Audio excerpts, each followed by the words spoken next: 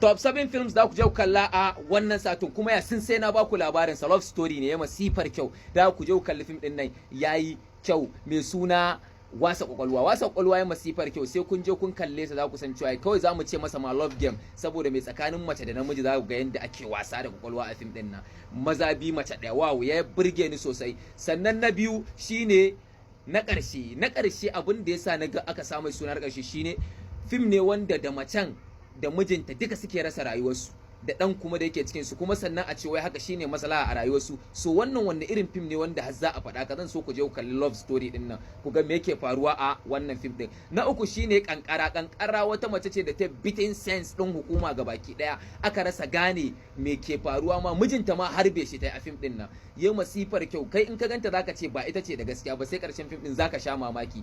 Na hudu shine makashi, wow makashi yayi masifar kyau.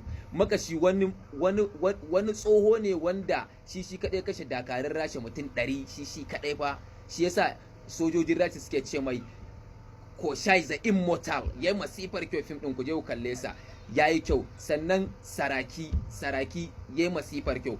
Saraki film ne ana rusa wata makarantar Islamiyya a India daga nan film din aka fara masifa da bala'i, ku je ku kalle sa. Sai kuma Zamba, kawai wani ne Zamba, shi kuma wani ne kawai zai kira ka a waya ya ce ma in baka aikata abin da na saka ba sai ya kashe ka, sannan ya nuna ma alamar ka kalli wani guri gashi inda ya kashe wasu. So ku je ku kalli fina-finan nan sun masifar kyau. Na ƙarshe shine Barayin Jirgi, sunansa yan dara shine na ƙarshe. Bye.